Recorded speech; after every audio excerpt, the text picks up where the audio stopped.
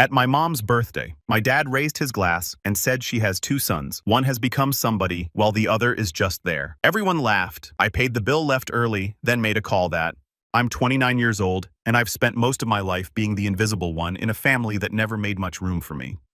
If Jason got a B, it was he must have had a tough exam. If I got an A, it was, well, that's expected from someone who doesn't have a real job. And yeah, that was actually said once at the dinner table by my dad. My mom smiled softly and changed the subject like she always did. That's kind of the dynamic. Jason shines, dad praises, mom pacifies, and I quietly shrink a little more each year. I'm not some moody, brooding martyr, though. I've built a good life, a quiet life, but one that matters to me. I'm a software engineer freelancing, mostly not flashy, not social media worthy, but stable.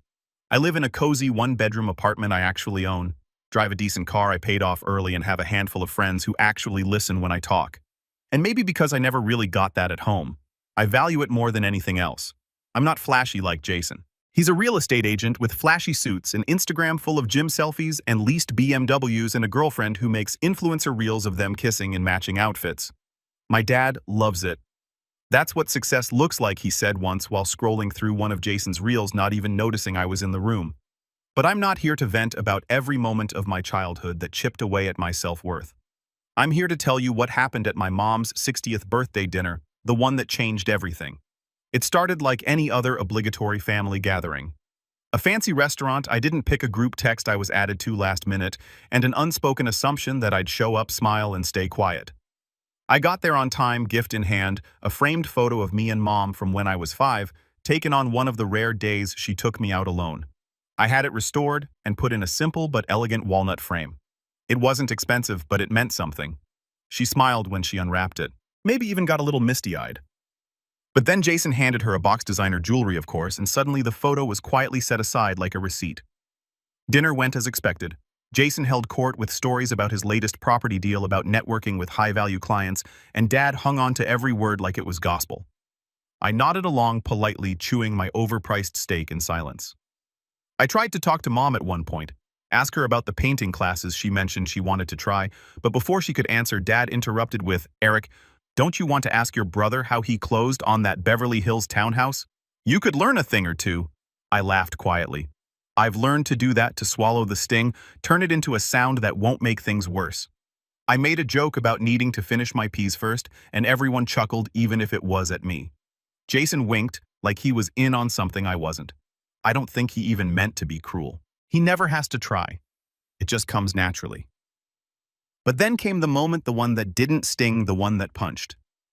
The waiter brought out the dessert, some kind of custom cake Jason's girlfriend had picked out with edible gold leaf, and Mom's name piped in perfect cursive. Everyone applauded like it was the opening ceremony of the Olympics. And then Dad stood up, wine glass in hand, clearing his throat dramatically like he was about to give a speech at the Oscars. I just want to say he began already beaming at Jason how proud I am of this family, of how far we've come, especially of you, son. He raised the glass in Jason's direction. You've become someone. You've built something, made us proud. You're everything a man should strive to be. Jason did his usual modest shrug, the kind that somehow still managed to look arrogant, and gave a little nod of appreciation. And then Dad turned to me. "And you," he said, smiling like he was about to say something sweet. "Thank you for staying exactly where you belong." I blinked. For a second I thought I misheard him, but then I looked around and saw them all laughing. Mom gave one of her gentle closed lip smiles. Jason outright chuckled, and his girlfriend, whose name I still didn't know after a year, laughed so hard she nearly spilled her rose. I froze. My brain fired off every possible response. A sarcastic comeback, a dry thanks, maybe even getting up and leaving. But all I did was smile. A little too wide, a little too late. And I nodded. They didn't notice the smile didn't reach my eyes. They never do. I quietly called the waiter over, asked for the bill, paid the entire thing, tip included, nearly $600. Nobody noticed? Or maybe they did and just assumed it was the least I could do for being the family disappointment. Then I stood, gently pushed my chair in, and said, "I've got an early meeting tomorrow. Enjoy the rest of your night." Mom offered a week. "Thanks for coming, sweetheart." Dad just said, "Drive safe." Jason raised his glass again like he was toasting me for the role I played, the background character in his success story. I walked out into the cold night air and sat in my car for a few minutes, just staring at the steering wheel. I wasn't angry. Not exactly. Not yet. I felt clear, like something had finally clicked. I picked up my phone, scrolled to a contact I hadn't used in months, stared at the name for a second, then I pressed call. The voice on the other end picked up on the second ring. Eric.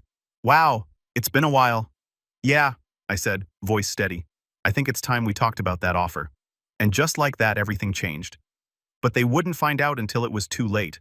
I didn't tell anyone what the call was about. Not dad, not mom, not even my few close friends. It wasn't out of spite or drama. I just needed it to be mine for once. Something that wasn't inspected, compared, or casually dismissed. The man I called, his name's Raj, was an old college friend. Brilliant guy, always a few steps ahead of everyone else, and not just in tech. We had talked 6 months ago briefly after he launched a new startup focused on secure AI-integrated back-end tools for government contracts. I'd helped him on a few freelance gigs before, but nothing permanent. At the time, he'd made an offer, full-time role, senior dev remote, friendly with a stake. I told him I wasn't ready back then. But now I was more than ready. I didn't tell him about the dinner or my dad's toast, or how I paid for a cake I didn't eat while being the punchline at my mom's birthday. I didn't need to. He just said I had a feeling you'd call. And we spent the next hour talking about specs, onboarding, and the kind of infrastructure he wanted me to lead. It felt like someone finally saw me for more than what I wasn't. By the end of the week, I'd signed. And it wasn't just a job, it was a way out. The funny thing is, once you know you're done trying to win someone's approval, the mask slips easier. I still saw my family in the weeks that followed, but I stopped making myself small. When Jason bragged about his sales numbers, I didn't fake interest. When Dad joked about how some people settle for safe careers, I didn't laugh. I just said, it's not about flash, it's about freedom. He blinked like I'd spoken another language. Mom gave me that warning look, the one that begged me not to rock the boat, but I let the silence hang anyway. And it wasn't just dinners. Jason came to me one afternoon a month later, all buddy energy and crocodile charm, said he was thinking about getting into the tech space, asked if I could connect him with Raj just for a coffee chat, he insisted. Nothing serious. I told him I'd think about it. I didn't. I wasn't about to hand over the one thing in my life that was finally mine. Not when he was already knee-deep in leased cars and empty business cards. But this wasn't even the breaking point. That came in March, 3 months after Mom's birthday. It was a Sunday, overcast, quiet, and I was in the middle of a deep refactor of a legacy system when Mom called. Hey, sweetheart, she said. We're having a little family cookout this afternoon. Jason's bringing that new brisket recipe he learned. I glanced at the clock. It was already noon today. I asked, You're just now inviting me? Oh, we figured you were probably busy. You always are with those computer projects. I stared at my screen. Line after line of code. I could have lied, said I had a deadline. But something in her voice, the dismissive familiarity of it, twisted in my chest. You already invited Jason, though. Well, yes, but that's different. He has to rearrange a lot to be here. I wanted to ask her what she thought I rearranged every time I drove across town for dinners where I barely spoke, but I didn't. I just said, sure, I'll come by. When I arrived, it was like walking into a movie set already in motion. Jason's car, now a Tesla, was front and center. Music was playing. Kids, his girlfriend's nephews, apparently were running around. People I didn't recognize were chatting in the backyard like they lived there. I spotted Jason at the grill, spatula in hand, wearing an apron that said, Grill King. Of course, Eric, he called out. You made it. I forced a smile. Hey. He handed me a beer like we were frat brothers and clapped me on the back. Dad's inside. He's going to love this brisket. I made my way into the house, already regretting showing up. Mom greeted me with a distracted kiss on the cheek. Oh, good. You're here. Can you help Jason with the side dishes? Sure, I said. But the real punch didn't come until after dinner. We were all sitting outside, plates balanced on laps, when Dad stood again, this time holding a can of beer instead of a wine glass. I just want to say he began, and I tensed. How proud I am to see our family growing. Jason's been killing it this year. 2 new sales offices, a podcast interview, and now he beamed. He's officially making more in a month than I did in my best year. Applause, laughter, a few guests even whistled. Jason grinned, humble brag mode engaged. Couldn't have done it without the support of the best family ever. And then Dad, drunk off pride, turned toward me and said, And Eric, buddy, thanks for fixing the Wi-Fi last week. There was a beat of silence. Then someone, I think Jason's girlfriend, giggled. That was it. My contribution to the family fixing the Wi-Fi. I didn't say anything, didn't make a scene. I just stood, set my plate down, and said I had a migraine. Mom barely looked up. Oh no. Feel better, sweetheart. No one stopped me, not even Jason, who was too busy basking in the glow of his applause.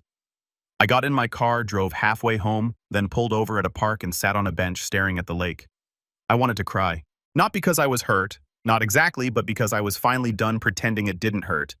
And that's when I made the decision. I wasn't going to just detach. I wasn't going to go quietly and live a parallel life while they cheered for someone else. I was going to show them exactly what I'd built, not to earn their applause, but to make sure they could never laugh at me again. The opportunity came sooner than I expected. In April, Raj asked if I'd consider flying out to San Diego for a summit. He wanted me to demo one of the internal systems I'd quietly built, something that was already catching attention from two major clients. It was a big deal. We were talking seven-figure contracts, real stakes. I agreed, spent weeks polishing my deck, refining every detail. When I walked into that summit, I wasn't Eric the Forgotten Son. I was Eric Morgan, lead solutions architect for a startup poised to break into federal tech contracts. And when the pitch closed with applause and handshakes and two execs asking if we were open to acquisition discussions, I didn't smile because of the money. I smiled because I knew exactly what I was going to do next.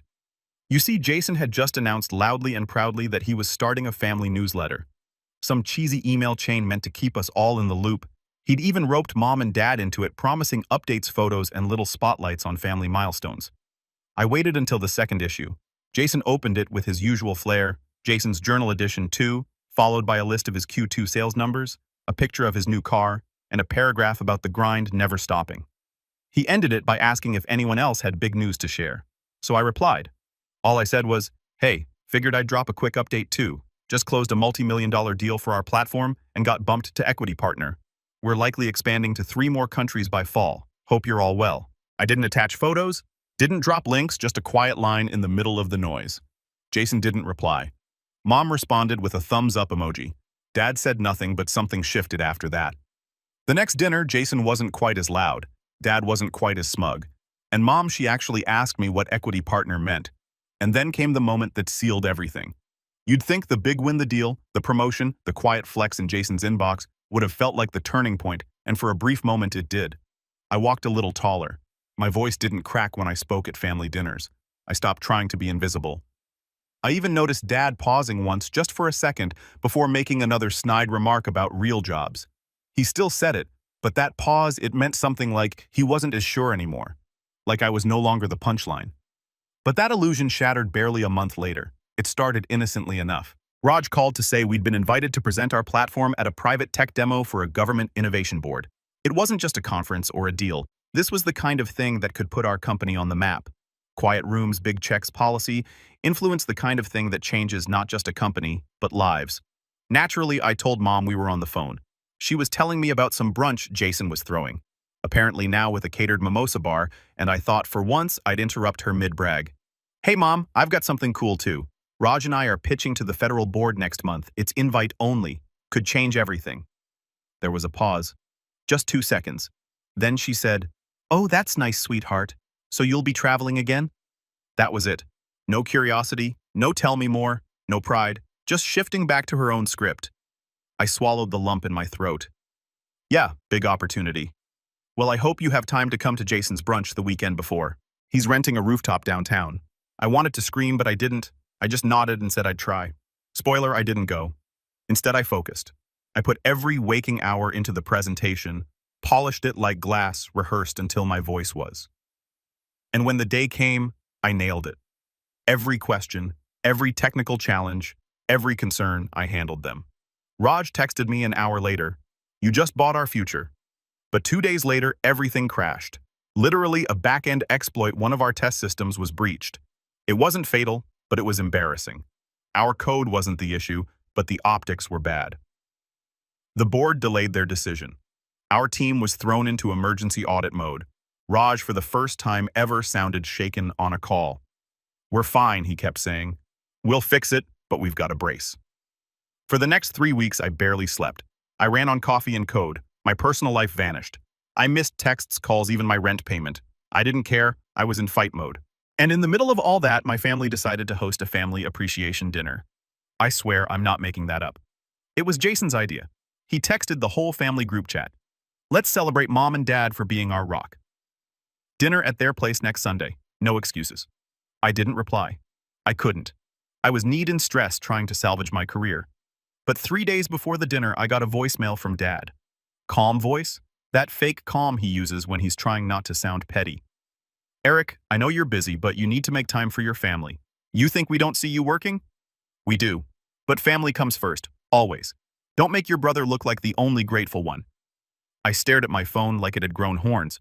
Don't make your brother look like the only grateful one. He wasn't helping me stay up until 4 a.m. fixing security patches. He wasn't making contingency decks for the board. He wasn't the one watching something he'd spent years building suddenly wobble on a national stage. But sure, Jason's catered rooftop brunch, that's gratitude. Still, I went, because deep down I still had this tiny flicker of hope that maybe they'd ask how I was. Maybe someone would notice the bags under my eyes or the way my hands were trembling from too much caffeine and not enough sleep. I showed up late, wore a wrinkled shirt, unshaven, exhausted. Mom opened the door and blinked. "Oh, honey, you look tired." That was it. I nodded and stepped inside. The dinner was already in full swing. Jason was playing some acoustic cover on a Bluetooth speaker. People were laughing. There were candles. A banner that said "to the best parents" ever hung across the living room like it was a Hallmark movie set. And Jason, he was in rare form. "Glad you made it, bro," he said, handing me a drink I didn't ask for. We were just about to give speeches. Speeches. I should have left right then, but I didn't. I sat on the edge of the couch, hands clasped, trying not to fall asleep. Jason started with a speech about how Mom and Dad taught him the value of hard work and ambition. He thanked them for never doubting his vision. Mom teared up. Dad looked like he'd won the lottery. Then he turned to me. And of course, Jason said, "We've got to thank Eric for always being around. Quiet support, you know. Every team needs someone like that." There was light laughter. Light like I was a flashlight or a houseplant. "Thanks for fixing the TV last week too, man. Saved me from missing the game." More laughter. I smiled not because it was funny, because if I didn't smile, I'd scream. Dad clinked his glass to Eric, our steady rock. That was it. That was their praise. That I existed, that I didn't implode. And in that moment, something inside me broke quietly like a thread snapping in a dark room. I stood, said I wasn't feeling well, and walked out. No one followed me, not even Mom. I got in my car and drove until I hit a rest stop. I sat there in the dark, shaking not with rage, but with exhaustion. I'd spent so long trying to prove I mattered not to the world, but to them. And here I was, partner in a groundbreaking company, fighting to save something massive, and all they saw was the guy who kept the Wi-Fi running and didn't complain too loudly. That night, I turned off my phone. And the next morning, I started over, not with the company. I was still working harder than ever, actually, but I started over personally. I stopped trying to win, stopped trying to show up. I started saying no. Mom called the next week to ask if I could help Jason set up a digital calendar system for his new assistant. I said I was too busy. Dad emailed asking if I could review a proposal Jason was working on for an app. I didn't even open it. Jason texted me, "Yo, you good?" I didn't reply. For the first time, I stopped feeding the machine, and it changed me. I slept not much, but enough. I reconnected with an old friend from college, someone who actually asked about me. I started eating better, went for walks. The company stabilized. Raj called to say the board was back in play. The breach had actually impressed them. We'd handled it with transparency and resilience. "They like us even more now," he said. "Crisis made us look mature." I smiled. Not because of the board, but because I felt it too. I was maturing not into someone new, into someone I used to be before I was made small. I didn't need their applause, but I was about to get something better. Not revenge, not yet, but power. And what I did with that, well, that's where things start to get messy. I didn't plan revenge overnight. It wasn't like I stormed out of that dinner and immediately plotted some master takedown. At first, I just disengaged quietly, casually. And if that had been enough, if they'd just let me drift away in peace, maybe none of this would have happened. But they didn't. Because people like my family, they don't notice you until they need you. And then when you stop showing up the way they're used to, it's like you've broken some unspoken contract. Like they're entitled to your time, your energy, your silence. It started with small things. Jason called asking for help with a few lines of code for some startup pitch he was working on, something about a property management app that would revolutionize landlord-tenant relations. I said no. Then Mom texted asking if I could help her reinstall some printer drivers. I ignored it. A week later, Dad left me a voicemail. "I don't know what's going on with you, Eric, but you're still part of this family. Don't forget that. The irony, of course, was that I'd never really been part of the family. I'd been a prop. A convenience, the background guy who made things work but never made things difficult. And I was finally done playing that role. But I wasn't just disappearing, I was preparing. A few days after Raj confirmed the federal board was back on, we had a call with one of the investors, a quiet guy named Thomas, who didn't talk much in meetings but always asked smart questions when it counted. He requested a secondary meeting, just me and him. I didn't know what to expect, but I went. Turns out Thomas wasn't just an investor. He was a connector. Your system, he said, has government potential, sure, but it also has real estate applications, especially for high-value property portfolios. I blinked. Wait, like landlord-facing CRM tools? He nodded. Your brother's in real estate, right? That's when it clicked. Because Jason was in real estate and sloppy about it. Always looking for shortcuts, always jumping from one shiny idea to the next without bothering to understand the tech. I remembered last year when he tried launching a referral site and outsourced the whole thing to a guy in Bulgaria who ghosted him halfway through. So I leaned in and asked Thomas, would you be open to backing a side module, something customizable for private brokers? He smiled. Pitch me. So I did. For the next 3 days, I barely slept again, but this time with a different fire. I created a shell system, a CRM integrated suite tailored for luxury agents with AI-driven lead filtering, smart contract management, and instant property valuation overlays. Basically everything Jason pretended he offered, but real. Raj saw the mock-up and whistled. You're onto something. I want to keep it separate, I told him. Just a pilot, no brand, no splash, quiet, rollout. He nodded. You need something for yourself. He didn't ask why. He just said, let me know when you need dev support. The next phase was slower, subtle. I began poking around Jason's digital footprint. His LinkedIn was full of fluff. Growth strategist, visionary broker, networking disruptor. His Instagram was worse, but the real meat was in the companies he'd registered. I looked up the LLCs he posted about. 3 were inactive. 1 had been dissolved for tax delinquency. 1 was still active and hilariously underdeveloped. A half-baked website, a broken lead gene form, and a testimonials page that still had placeholder text. This is where your clients rave about your service. Classic Jason. So I bought the domain name he meant to get 1 letter off from his brand, but cleaner, more professional, and SEO optimized. Then I registered a shell company, Equi Smart Solutions, generic, safe, professional. I used it to host the new platform, the one that made Jason's system look like a Gilo Cities page. And then I waited. I didn't market it, I didn't tweet, I didn't run ads, I just made sure his clients could find it.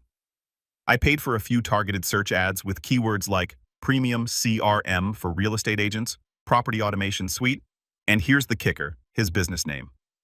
If you Google Jason's company, my platform popped up first. The click-through rate was insane.